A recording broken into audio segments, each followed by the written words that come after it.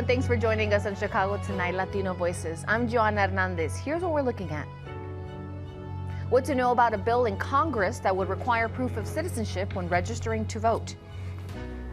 How Chicagoans' 211 helpline is connecting residents with resources. There's an implicit threat that your car will pay the price. And since you may have had to shovel out your car this morning, we explore the history of Chicago's parking spot saving tradition, Dibs. And now to some of today's top stories. Robert F. Kennedy Jr. sworn in as the next U.S. Secretary of Health and Human Services. His confirmation came despite strong criticism from Democratic senators, including Dick Durbin and Tammy Duckworth from Illinois. Kennedy faced opposition for his long history of criticizing scientifically proven vaccines. In his new role, he'll be responsible for vaccine recommendations, food safety, and health insurance programs. And Chicago's embattled public school leader is being considered for another job. Pedro Martinez is among 6 applicants vying to lead a school district in Las Vegas. Mayor Brandon Johnson's handpicked school board members voted to fire Martinez back in December. Martinez is still the CEO for the next few months under the terms of his contract. The school district in Las Vegas says it plans to make a decision next month. The major snowfall we expected mostly missed Chicago yesterday, but more is ahead our way. A total of 2.8 inches of snow was recorded at O'Hare Airport, falling short of the 4 to 6 inches that we predicted. But meteorologists are forecasting bursts of snow for Friday and Saturday, followed by bitter cold temperatures on Sunday. So maybe you want to stay home with your Valentine's this weekend. And if you are a Chicago property owner, a reminder to clear snow and ice from your sidewalks to ensure they remain accessible. Otherwise, you can receive a ticket with fines ranging from $50 and up. And Humboldt Park is welcoming a new theater to the neighborhood. Today, artists and supporters gathered for the groundbreaking at the Kimball Arts Center. The expansion is led by Collaboration Theater Company, which plans to build a new studio theater called House of Belonging. The space aims to be a community hub for live theater, music, dance, films, and special events. It is set to be completed later this year. And historic music venue Riviera is getting a revamp. The North Suburban site announced today that a major renovation of its 36-acre park will take place over the next few years. The project will begin with the restoration of the pavilion, where the iconic roof will remain in place. However, the pavilion will receive upgrades, including a new stage, seating, lighting, and improved acoustics and production facilities. Other areas of the campus will also be renovated. To learn more about the project and information on when they'll announce their 2025 season, check out our website. Up next, new efforts to restrict voting. That's right after this. Chicago Tonight, Latino Voices, is made possible in part by the support of these donors.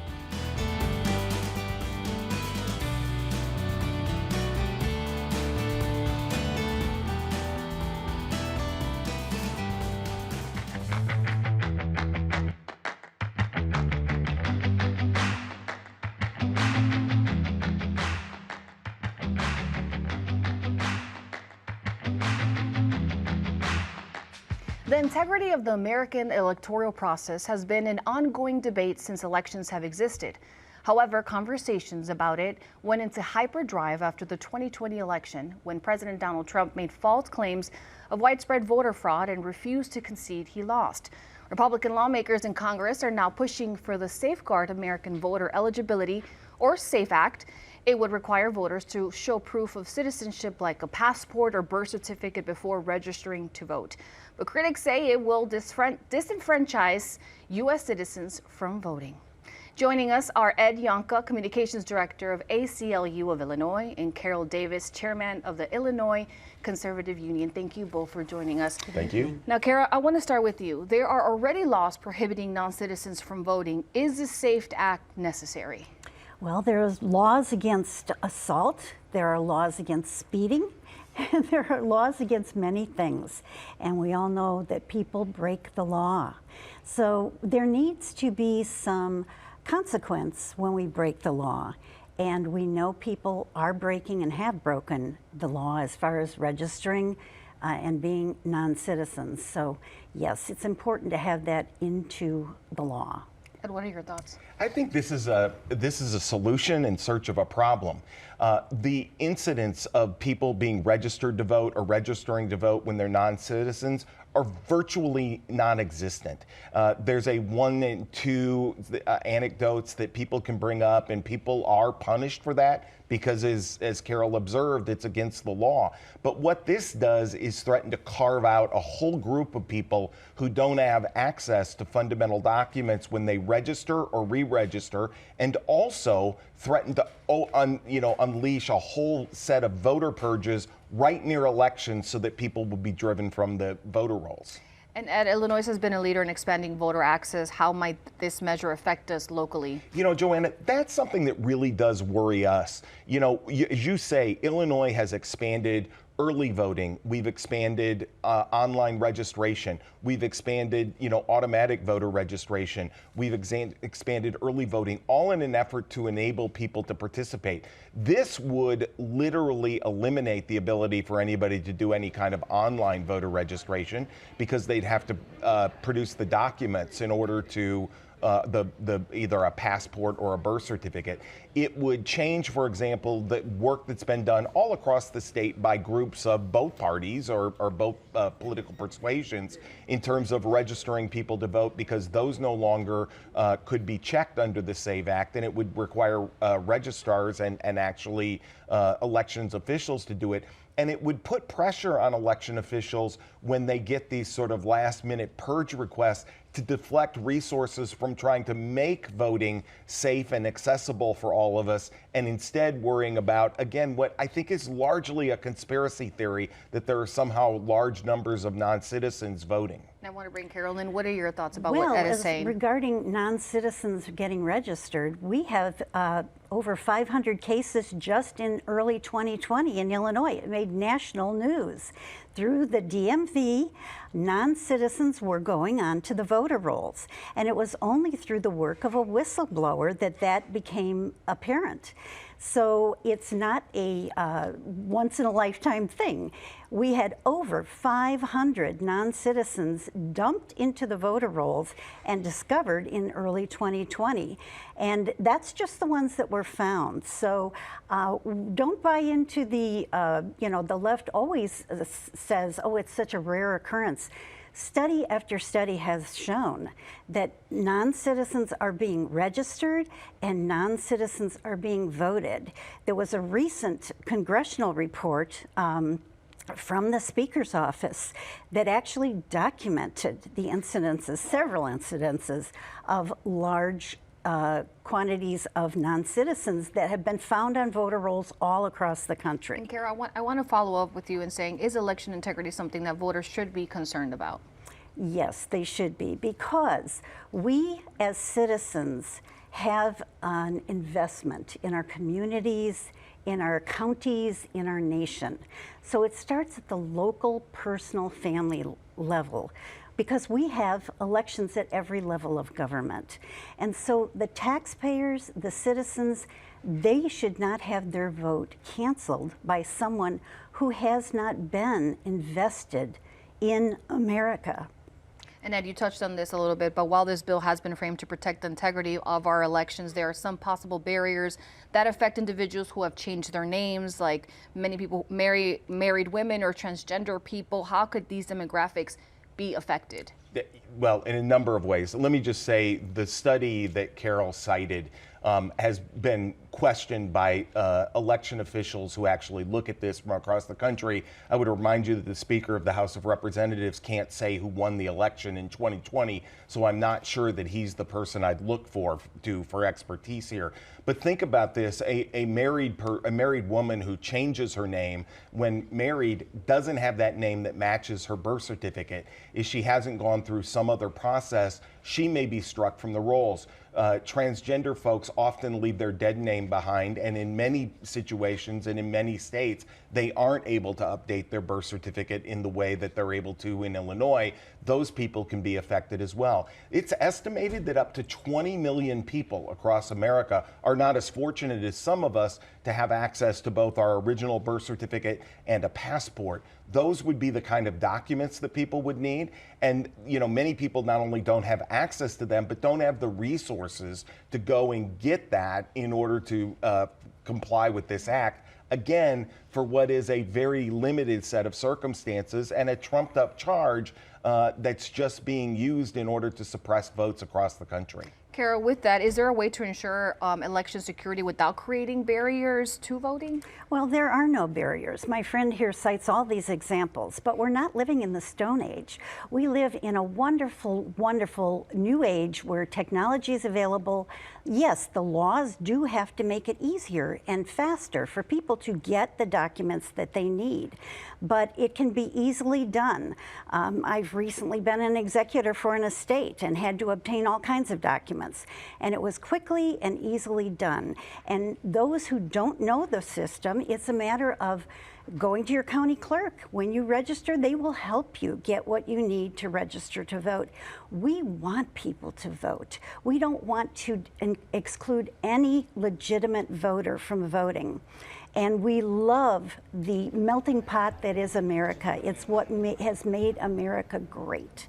But we cannot have legitimate citizens' votes canceled. And the polling is high on this.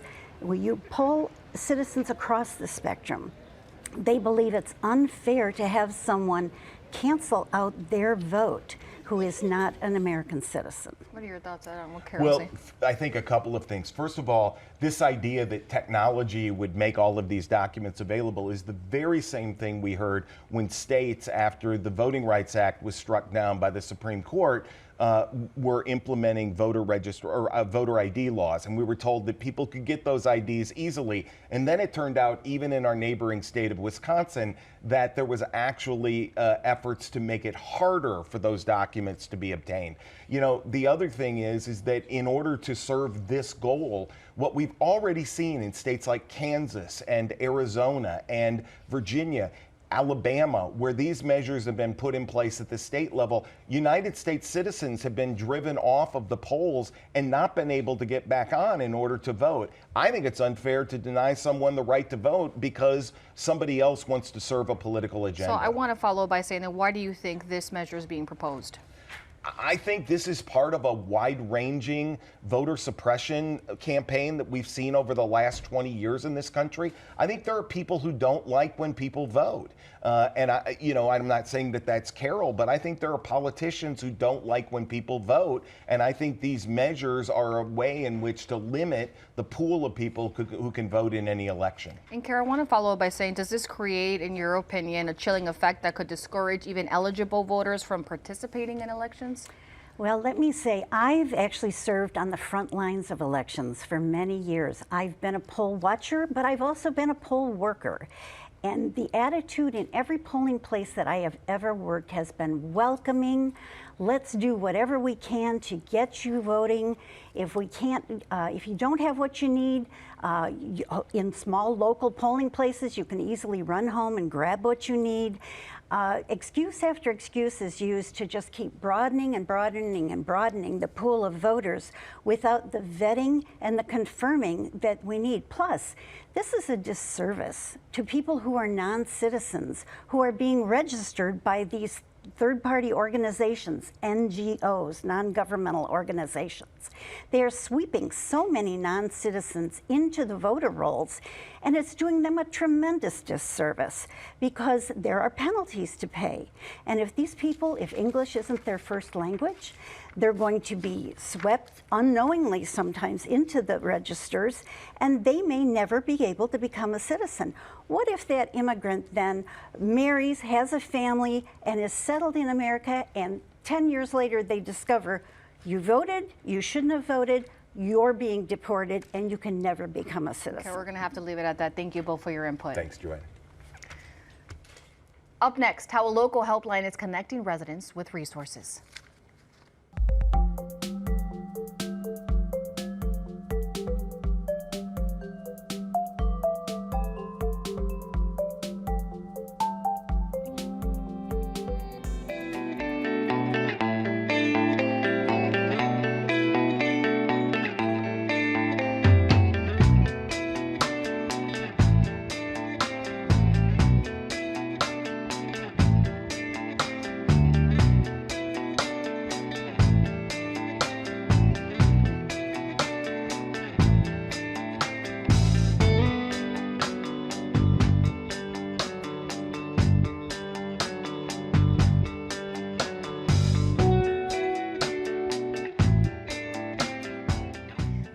hotline 211 is connecting Cook County residents with everyday services from homelessness prevention to legal aid.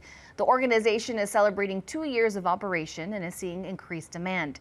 Joining us with more, Richard LaPratt, Executive Director of 211 Metro Chicago, and Jackie Rosa, Vice President of Strategic Initiatives for United Way of Metro Chicago. Thank you both for joining us. Congrats on this big milestone. Yeah, thank you. So we know 911, we know 411, now we have 211. Richard, you know, we mentioned a couple, but what type of services can someone be connected when they call 211?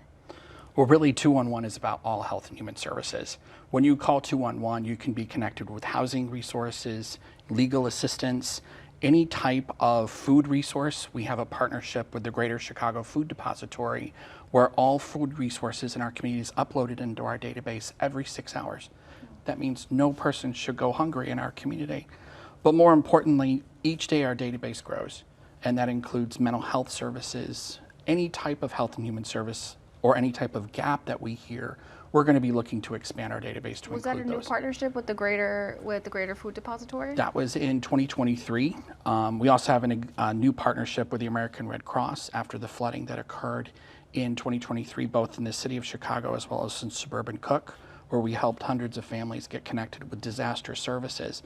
And we continue to partner with them to making sure that we're staying ahead of issues that may occur in the community, like apartment fires or maybe local disasters that are occurring. But 211 is making it that important for individuals to get connected and making sure that no one should suffer, that we're looking to making sure that they're getting connected with essential services in the community. And Jackie, let's go a little further. What can someone expect when they call? Yeah, well, that's a great question. I think what they can expect is a warm voice on the other end of the call. So I think that's really important to note. We have navigators that are available 24/7. They're trained. You're getting a live person at the other end of this call that's very much trained to understand the need. And often what ends up happening is you're calling for one social service and you end up getting connected to multiple social services. And that's because our navigators are so well trained in understanding sort of the holistic approach to making sure that families or individuals in need are receiving the comprehensive services that they deserve. I actually remember visiting the call center, I think last year, the beginning of January. Definitely got to meet some of the navigators and could see some of that passion. Is that important? Oh, absolutely. And I think it's also important to note that our navigators are from Chicago and from suburban Cook County. So not only are they trained to understand the need, but they're also residents of our great city and county that are living and breathing every single day and understanding sort of the complexity of what Chicago social services have to offer. And how has it been to get the word out for 211? It's been great. I think we still obviously have more to go, but I think that, again, and Rich can speak to this as well, I think having a very strategic outreach team that is able to coordinate with our social service partners on the ground, being able to get out to fairs, being able to get out to resource information hubs. I think those are all things that are really important to get the word out beyond obviously the billboards. But I think that if you go to like a resource fair and you see 211 tabling, that's that one-on-one individual sort of information sharing that makes people more likely to call 211. And I can imagine, Richard, from the beginning that it started to now, what has the growth been like for the last 2 years? Because again, we're used to calling 911, 411, I think there's 311 too? 311, Yes. Yeah, so what has that feedback been like? So initially when we started in January, we really didn't know what to expect when we started this. We built a database full of these essential services and kind of doing everything we could to reach out. Our first year, we handled anywhere between 5,000 to 7,000 contacts. And this past year in 2024, we're handling more than 19,000 to 22,000 contacts per month, seeing more than 100% increase year over year. And we're already outpacing that by 50% this year coming into 2025. A lot of their higher needs around housing, utility, and food has really increased, where people are really looking at how they can get the basic services in our community. But more to the point of what Jackie mentioned, it isn't so much about just the essential need, it's about asking about the secondary. If I have a housing need and I hear kids in the background, how can I get them other services? Do you have food to feed your family at home? So you give them like a list of places maybe they can go get food. Mm-hmm. And not only that, but we're verbalizing, we're letting them know what services are available. And then we also connect with with a text or an email to give them the list so that that way they can connect. And then we'll follow up within 7 to 14 days to making sure that the service was well connected, or if they have other issues that they need to solve. I was about to ask that. Is it important, Jackie, to follow up? Because it's one thing calling. Absolutely. And I think that follow-up is so important in terms of having people feel like the services, or they call it the closed loop referral, right? That not only are you being given the locations you can go to receive the service, but then there's a follow-up call with an individual that asks you how that went, which also helps inform our database to know what services are available, what are at capacity, how long did it take, were you put on a waiting list. All of that information is really important for us as we think about how we're addressing people's needs in real time. And you also offer Spanish speaking, correct? Absolutely, yes. And I think that's something that's really important to note, is that we're breaking down barriers by having multiple languages available. So we do have Spanish speakers that are also on call 24/7, because I think that's really important, right? If you can't speak the language, you're less likely to call and ask for help. But if you know that there's a Spanish speaker on the other end of the line, that barrier right there is now taken down. Richard, we only have time for one last question, but is there a story that's still a situation of somebody that, still stays with you that used 211? I think there are many stories, but I think more importantly, the story that sticks with me is really about an individual who had called over and over to many different places and couldn't get through. But when we took on the housing hotlines, this individual was able to get through with 3 kids in their home and really was able to work with our staff to make sure she was connected. And then about a month or 2 later, we found out that she was actually able to get into housing with her kids because she was able to connect with the rental assistance program that we provide here at 211. Well, thank you both and congrats. Looking forward to see what else you do. Thank you so much. Thank you. Up next, we dig on a snowy tradition.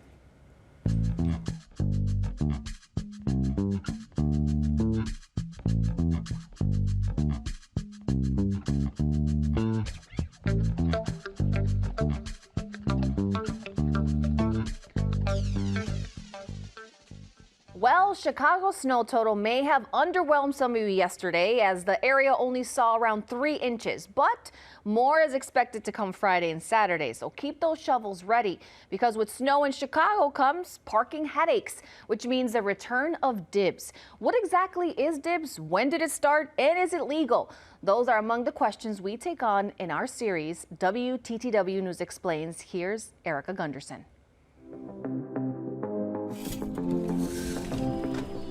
Every winter, Chicago stands divided around a practice commonly known as dibs, when car owners use janky household objects to reserve their precious, shoveled-out parking spaces. The idea behind dibs is that digging your car out from the snow earns you exclusive rights to the spot. And should you decide to flout dibs and park in a space someone else has marked with a folding chair, dubiously acquired traffic cones, or a late Georgian Hepplewhite sideboard, there's an implicit threat that your car will pay the price. So how did dibs begin?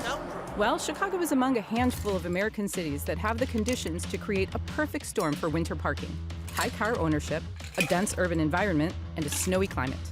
Historic snowfalls in 1967 and 1979 were so catastrophic to Chicago's streets and shovelers' backs that folks began defending their spots with whatever junk was handy. Since then, hauling out the old milk crates or patio furniture after a hefty snowfall has become more or less standard practice in Chicago, much to the chagrin of others who find the practice petty and a little unneighborly. Though we're the biggest city to call dibs, we're not the only one. In Pittsburgh, it's known as the Pittsburgh parking chair. They also do it in Boston, but they probably call it the parking chair. And if the term dibs, which Chicago Tribune columnist John Cass coined in 1999, isn't cute enough for you, in Philadelphia, they call it savesies. Bottom line, is dibs legal in Chicago? Come on, it's not. Of course it's not. You know it's not. But when Mayor Richard M. Daley was asked his thoughts on dibs in 2001, he echoed the feelings of many Chicagoans. If someone spends all their time digging that car out, do not drive into that spot. So consider that fair warning, Chicago. Until a city leader has enough snowballs to enforce a no dibs policy, park in somebody else's dib spot at your own risk.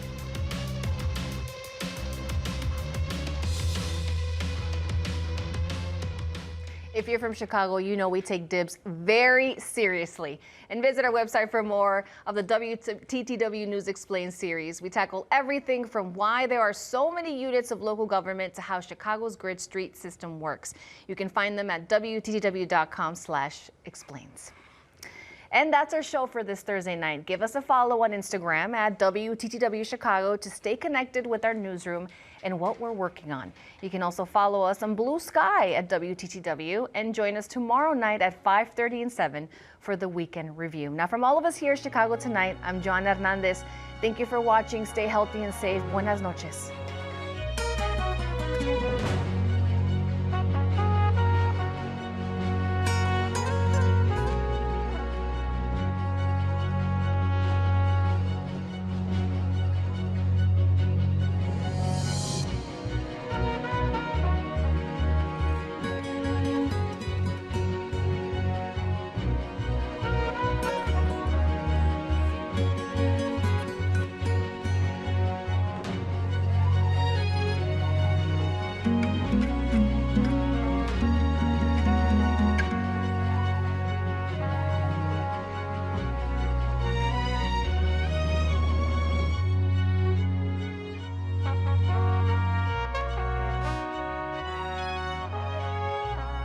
Closed captioning is made possible by Robert A. Clifford and Clifford Law Offices, a Chicago personal injury and wrongful death firm that is proud to be a multilingual law firm that provides translators for a variety of languages.